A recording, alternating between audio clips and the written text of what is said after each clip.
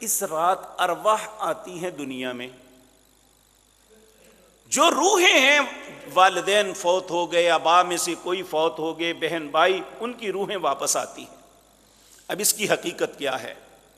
میرے عزیز بھائیو، دو باتیں ذہن میں رکھیں۔ پہلی بات، اللہ رب العزت قرآن کریم کے اندر واضح طور پہ فرماتے ہیں حتی اذا جاء احدہم الموت، جب کسی بندے کی موت کا وقت آتا ہے، قال رب ارجعون، وہ اللہ سے التجا کرتا ہے، اے میرے رب مجھے واپس لوٹا۔ کیوں لوٹنا ہے؟ کہتا ہے لعلی اعمل صالحا، تاکہ میں کوئی اچھے کام کروں، نیک کام کروں جو چھوڑ آیا۔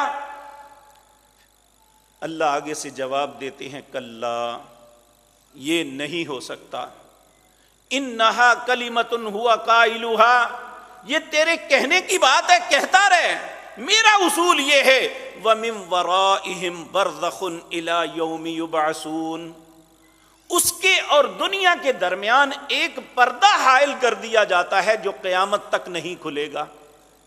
اگر اللہ سچے ہیں، ان کی کلام سچی ہے، تو پھر یہ روح واپس نہیں آ سکتی، کیونکہ اللہ نے ایک پردہ بنا دیا ہے۔ دوسری بات، نبی کریم کا وہ خطبہ جو آپ نے بقیع الغرقد میں، جنت البقیع جو قبرستان ہے وہاں دیا، ایک میت کو دفنانے کے لیے تشریف لے گئے تھے تو آپ نے یہ خطبہ دیا، وہاں فرمایا جب ایک نیک روح آسمانوں پہ لے کی جائی جاتی ہے، اللہ کی بارگاہ میں پیش کی جاتی ہے، تو اللہ اسی وقت کہتے ہیں اکتبوا کتاب عبدی فی علیین، میرے اس بندے کا نام جنت کے اعلیٰ مقام پہ جو ہے وہاں لکھ دو، اس کی روح کو وہاں لے جاؤ۔ اب جس کی روح جنت میں ہے وہ دنیا میں ہماری روٹی کھانے کے لیے آئے گی، جبکہ اللہ انہیں وہاں رزق دے رہا ہے، اسے دنیا میں آنے کی کیا ضرورت؟ تو اگر وہ روح بری ہے، نعوذ باللہ، اللہ ہم سب کو محفوظ رکھے، تو اسے آسمان کے دروازے پہ روک لیا جاتا ہے۔ آسمان کا فرشتہ اسے کہتا ہے، جو روح کو لے کے جانے والا ہے، اسے کہتا ہے کہ میرے رب کا حکم ہے لا تفتح لهم ابواب السماء ولا يدخلون الجنة حتى يلج الجمل في سم الخياط، اس کے لیے آسمان کا دروازہ نہیں کھولا جائے گا، اسے جنت میں داخل نہیں کیا جائے گا جب تک ایک شرط پوری نہ کرے۔ وہ شرط کیا ہے؟ کہ سوئی کے نکے سے اونٹ کو گزارے۔ اسی وقت اللہ ناراضگی سے کہیں گے اکتبوا کتابہ فی سجین، اسے جہنم کے سب سے نچلے گڑھے میں جا کے قید کر دو۔ اب جسے جہنم کے گڑھے میں قید کر دیا گیا وہ واپس آئے گی، اور جسے جنت میں بھیج دیا گیا۔ پھر یہاں ایک اور عرض کرتا ہوں، احد کی جنگ میں جب شہداء اللہ کی بارگاہ میں ان کی ارواح پہنچی تو ان میں ایک شہید تھے عبداللہ، جو حضرت جابر کے والد تھے۔ یہ بوڑھے ہونے کے باوجود اس جنگ میں گئے، بڑی دلیری سے لڑے اور شہید ہو گئے۔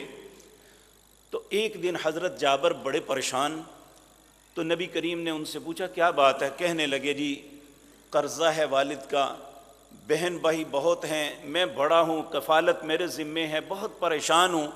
تو نبی کریم نے اس کا حوصلہ بڑھانے کے لیے فرمایا جابر تمہیں بتاؤں کہ تیرے باپ کے ساتھ تیرے رب کی کلام کیا ہوئی تھی؟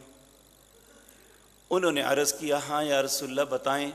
آپ نے فرمایا تیرے باپ کی روح کو اللہ نے اپنی بارگاہ میں بلایا اور اسے کہا عبداللہ مانگو مجھ سے کیا مانگتے ہو؟ تو وہ کہنے لگے مالک جو آپ نے عطا کر دیا اس سے زیادہ کیا لینا ہے؟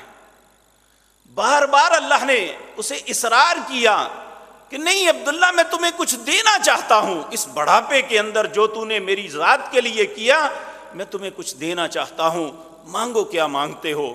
تو حضرت عبداللہ نے اللہ سے التجا کی مالک اگر آپ مجھے کچھ عطا کرنا چاہتے ہیں تو ایک مرتبہ دنیا میں پھر بھیج دے، میں آپ کے رستے میں دوبارہ کٹنا چاہتا ہوں، جو مزہ اس وقت آیا تھا میں وہ دوبارہ حاصل کرنا چاہتا ہوں۔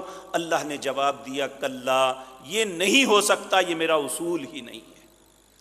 اب اللہ خود پوچھ رہے ہیں کہ تو چاہتا کیا ہے؟ تو جب انہوں نے واپسی کا ارادہ کیا اور کہا اللہ ایک مرتبہ دنیا میں بھیج دو، تو اللہ نے کہا یہ نہیں ہو سکتا، یہ میں اٹل فیصلہ کر چکا ہوں، جو آ جائے گا واپس نہیں پلٹ سکے گا۔ تو اس لیے یہ جو روحوں کے آنے کا عقیدہ ہے یہ حقیقتاً ہندوؤں کا عقیدہ ہے، مسلمانوں کو ان باتوں پہ یقین نہیں کرنا چاہیے۔ اگر ہم اس بات پہ یقین کریں گے تو پھر یا تو اپنی اللہ کی پاک کلام کے متعلق شک کا اظہار کریں گے یا رسول اللہ کے فرمان پہ شک کا اظہار کریں گے۔